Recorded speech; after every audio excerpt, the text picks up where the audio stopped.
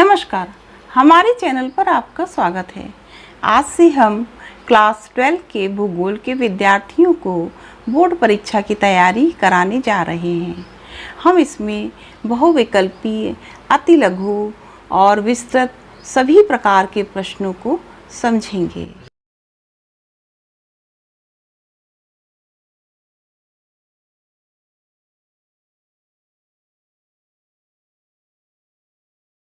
तो आप लोग ध्यान से पढ़िएगा। तो आइए शुरू करते हैं। खंड का से चैप्टर 1 मानव भूगोल प्रकृति एवं विषय क्षेत्र। तो हम लोग अब शुरू करते हैं बहुविकल्पी प्रश्न। हमारा पहला प्रश्न है, निम्नलिखित में से किसको भूगोल के जनक के रूप में जाना जाता है? पहला है अरस्तु, दूसरा टॉलेमी, तीसरा कांट, चौथा इरेटोस्थनीज। हमारे 4 ऑप्शन दिए गए हैं और इसमें सही ऑप्शन है इरेटोस्थनीज। तो हम क्या आंसर लिखेंगे? भूगोल के जनक के रूप में इरेटोस्थनीज को जाना जाता है। दूसरा प्रश्न है, मानव भूगोल अस्थिर पृथ्वी और क्रियाशील मानव के बीच परिवर्तनशील संबंधों का अध्ययन है। यह कथन किस भूगोलवेत्ता का है? पहला रेडज़ेल, दूसरा एलन सी सैंपल, तीसरा विडाल डी ब्लाश, चौथा मैकिंडर। इसका सही आंसर है एलन सी सैंपल। मानव भूगोल अस्थिर पृथ्वी और क्रियाशील मानव के बीच परिवर्तनशील संबंधों का अध्ययन है। यह कथन है एलन सी सैंपल का। तीसरा प्रश्न है, जन्म दर, मृत्यु दर और साक्षरता आदि पहलुओं की विवेचना भूगोल की किस शाखा के अंतर्गत की जाती है? हमारे 4 ऑप्शन हैं, मानव भूगोल, आर्थिक भूगोल, जनसंख्या भूगोल, पर्यावरण भूगोल। तो हमारा सही उत्तर है इसमें जनसंख्या भूगोल।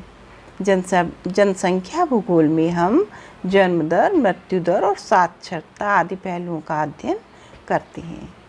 चौथा प्रश्न है, सांस्कृतिक भूगोल के अंतर्गत निम्न में से किसका अध्ययन किया जाता है?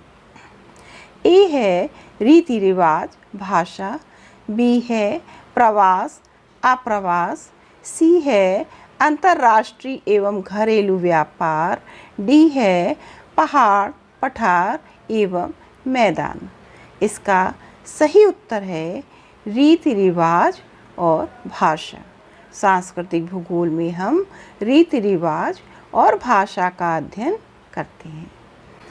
5वां प्रश्न है, मनुष्य का प्रत्येक क्रियाकलाप पर्यावरण द्वारा नियंत्रित किया जाता है। यह किस विचारधारा से संबंधित है? ए है संभववाद, बी है प्रत्यक्षवाद, सी है नौनिश्चयवाद और डी है नियतिवाद। इस हमारा सही उत्तर है नियतिवाद।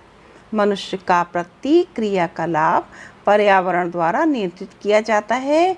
यह कथन है नियतिवाद का। यह विचारधारा है नियतिवाद की। 6ठा प्रश्न है, संभववाद विचारधारा का प्रतिपादन किसने किया था? ए है एरिस्थोपेन, बी है विडाल डी ब्लाश, सी है रिटर, डी है हम्बोल्ट। इसका सही आंसर है विडाल डी ब्लाश। संभववाद विचारधारा का प्रतिपादन विडाल डी ब्लाश ने किया था। 7वां प्रश्न है, नौनिश्चयवाद या रुको और जाओ निश्चय सिद्धांत का प्रतिपादन किसने किया था? हमारे 4 ऑप्शन हैं, मैकिंडर, डडले स्टाम, ग्रिफिथ टेलर, प्रेवे। तो हमारा इसमें सही आंसर है ग्रिफिथ टेलर। नौनिश्चयवाद या रुको और जाओ निश्चयवाद सिद्धांत का प्रतिपादन ग्रिफिथ टेलर ने किया था। 8वां प्रश्न है, प्रत्यक्ष अनुभव पर आधारित विचारधारा है। ए है कल्याणपरक विचारधारा, बी है आमूलवादी विचारधारा, सी है व्यवहारवादी विचारधारा, डी है स्पष्टवादी विचारधारा। इसका सही आंसर है व्यवहारवादी विचारधारा। प्रत्यक्ष अनुभव पर आधारित विचारधारा कौन सी है? व्यवहारवादी विचारधारा। 9वां प्रश्न है, शिक्षा, स्वास्थ्य एवं आवास से संबंधित विचारधारा कहलाती है व्यवहारवादी विचारधारा, कल्याणपरक विचारधारा, प्रत्यक्षवाद विचारधारा, आमूलवादी विचारधारा। इसका सही उत्तर है कल्याणपरक विचारधारा। शिक्षा, स्वास्थ्य एवं आवास से संबंधित विचारधारा है कल्याणपरक विचारधारा। 10वां प्रश्न है, किस समयावधि काल में भूगोल को विश्व ज्ञान कोशी विवरण की पुस्तक माना जाता था? ए है आरंभिक उपनिवेश युग में, बी उत्तर उपनिवेश युग में, सी 1970 का दशक, डी 1990 का दशक। सही आंसर है आरंभिक उपनिवेश युग में। भूगोल को विश्व ज्ञान कोशी विवरण की पुस्तक माना जाता था आरंभिक उपनिवेश युग में। अब हमारा 11वां प्रश्न है, मानव को प्रकृति के अनुसार स्वयं को ढाल लेने की प्रक्रिया कहलाती है अनुसरण, अनुग्रहण, प्रकृतिकरण, प्रकृतिग्रहण। इसका सही उत्तर है प्रकृतिकरण। मानव को प्रकृति के अनुसार स्वयं को ढाल लेने की प्रक्रिया कहलाती है प्रकृतिकरण। तो आज बस इतना ही। धन्यवाद।